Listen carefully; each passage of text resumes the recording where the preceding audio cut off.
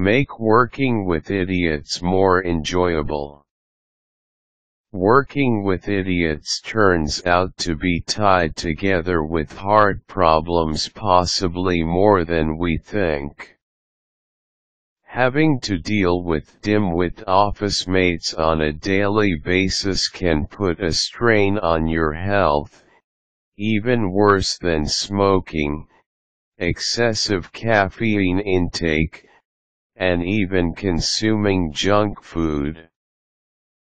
Unfortunately, even if you have an option to move to another work, almost all jobs require that you interact not only with your boss, your coworkers, but also with clients. You will still have to mingle with people that are unpleasant, hostile, or plainly stupid.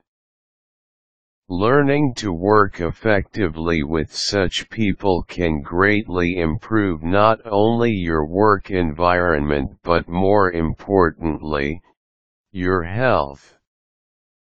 Spend as little time as possible with your problem coworker.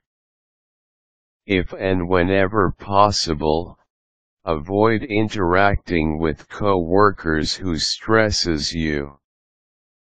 Of course, this is not always an option, especially when you work in the same department or assigned to the same project. Just try to step away from the group during lunch or coffee breaks. If your office allows it, wear headphones and listen to music while doing your work. If you can effectively block out your annoying coworker for even a few minutes a day, your stress level will surely go down. Make your instructions very clear.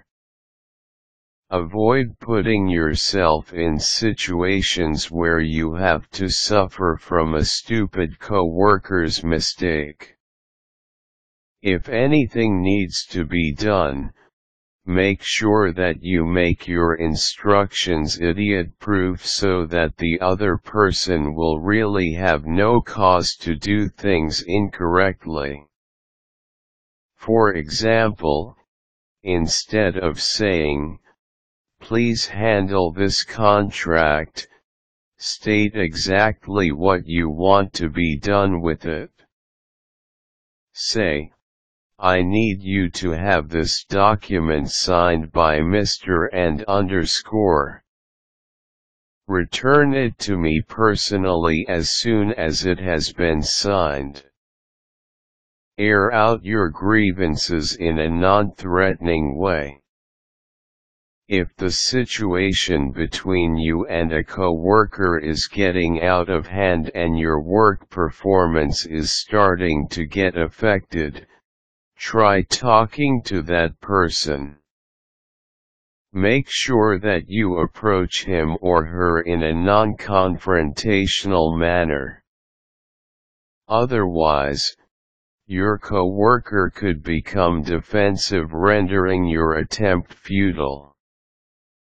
Conduct the conversation in a casual place, preferably outside the office, to avoid causing the other person embarrassment. Provide constructive criticisms rather than barraging him or her with personal complaints. Make a few suggestions on how your coworker can improve his or her performance. File a complaint.